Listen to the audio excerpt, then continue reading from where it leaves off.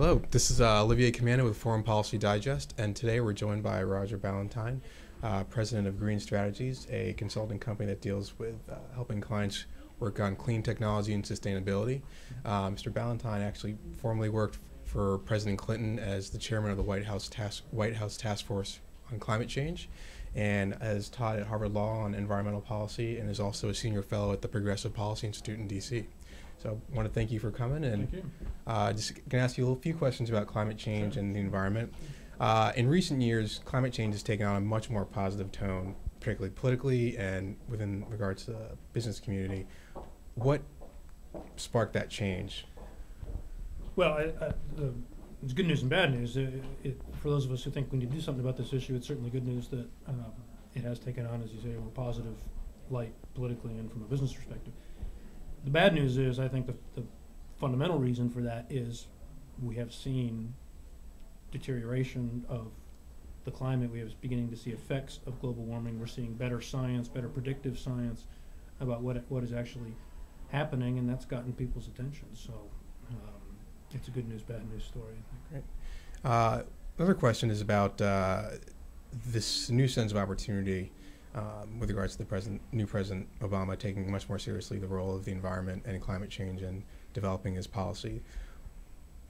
How do you balance that sense of optimism with the reality that our economy has faltered and some of our priorities may have to shift in terms of our long-term planning? Look, the state of the economy changes a lot of things. What it doesn't change, and I think what you've seen in this latest stimulus legislation, putting aside, I couldn't begin to tell you everything that's in there.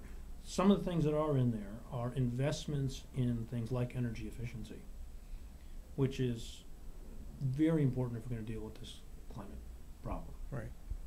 Also, provide significant economic benefits. The overused term win-win. That is a win-win. Right. So the notion of how do we do this in bad economic times, some of the things we should be doing to make our economy stronger are precisely the things we should be doing to address climate. Now, does that mean everything we need to do to address the climate issue is going to be great for the economy and we should be doing it to create jobs? No, that is an overstatement. But a lot of things that we're doing here will build new industries, will create new jobs, will give us a more efficient economy. All those things are good for the economy. All those things are necessary to deal with climate change. Right. And last question, what is the biggest obstacle you see to climate change or developing sustainable and strong climate change policy in the U.S.? Look, it is still a remarkably difficult task to pass complex legislation like this through the United States Congress. Clearly, we have a president who's committed, and that is an enormous asset in this.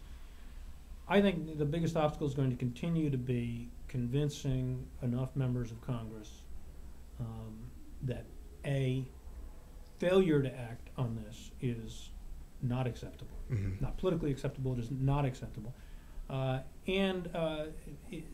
Similarly, the proponents, the folks who have been really pushing this the longest and who really have very strong feelings about what exactly it is that we need to enact, they're probably going to have to give a little bit too. My view is I'd rather have an 80% bill than no bill, in part because I'm convinced that those who say this is going to be destructive to our economy and that we can't do this are wrong. I think it is actually going to prove to be relatively easy to do to lower our emissions and do the things we need to do to address climate change. And once that's the case, it'll be much easier to come back and tweak and make it stronger and do some of these other things. So I'm for getting started sooner rather than later. So the biggest obstacle is going to be those who are hard against and those who may be a little too rigid on the proponent side, each giving a little, meeting a little closer to the middle, getting the votes we need and getting to work. Great. Mr. Ballentine, thank you very much.